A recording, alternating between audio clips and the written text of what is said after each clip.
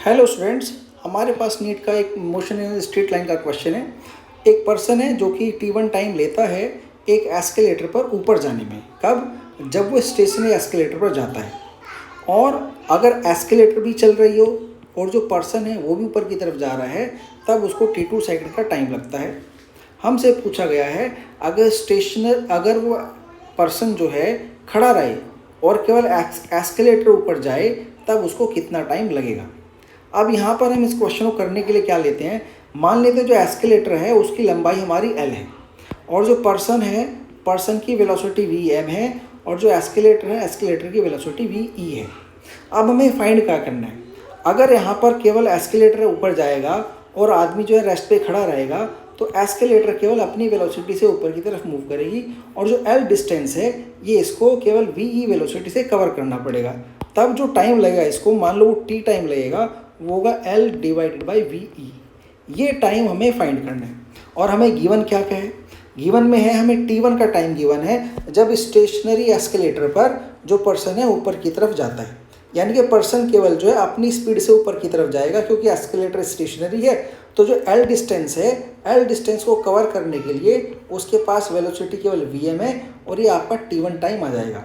अब यहाँ से अगर मैं Vm की वैल्यू फाइंड करना चाहूँ तो Vm की वैल्यू L/t1 आ जाती है। इसी तरह अगर ऑब्जेक्ट जो पर्सन है वो मूविंग एस्केलेटर पर ऊपर की तरफ जाएगा, तो पर्सन ना केवल अपनी वेलोसिटी से ऊपर की तरफ जाएगा बल्कि जो एस्केलेटर है उसकी वेलोसिटी से भी ऊपर की तरफ जाएगा। तो दोनों वेलोसिटी एक ही ऑब्जेक्ट पर एक ही डायरेक्शन में लगेगी, तो वेलोसिटी ऐड हो जाएंगी।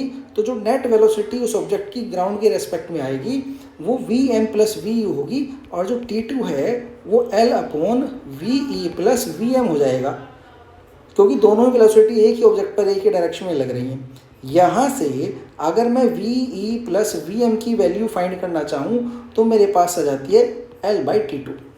अब क्योंकि मुझे Vm प्लस VE की वैल्यू नहीं चाहिए, मुझे केवल VE की वैल्यू चाहिए, तो मैं Vm को इस साइड में ले आता हूँ। तो VE की वैल्यू अगर मैं फाइंड करना चाहूँ वो आ जाती है VE would be equals to L/t2 minus Vm।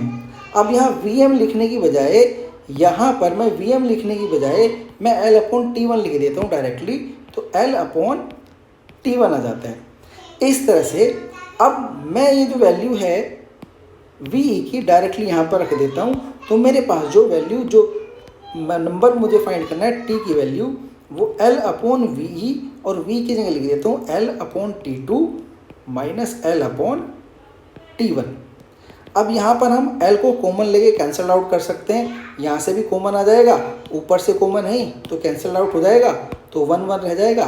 तो यहाँ पर जो है ऊपर की तरफ रह जाएगा 1, नीचे आएगा 1/t2 माइनस 1/t1। अब जो नीचे है, नीचे एलसीएम मेरा t1 t2 एलसीएम आ जाता है, डिवाइड करेंगे तो ऊपर t1 माइनस t2 आ जाता है और t1 t2 को इसको मैं ऊपर की तरफ ले जाऊंगा, यहाँ पर डिनोमीटर के भी डिनोमीटर में है, तो मेरा आ जाएगा t1 t2 divide by t1 minus t2।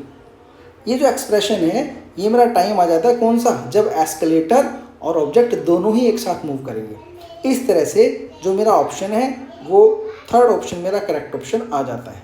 अगर आप भी इसी तरह नीट के क्वेश्चन आसानी से सॉल्व करना चाहते हैं तो हमारे चैनल को लाइक एंड सब्सक्राइब करें। Thank you.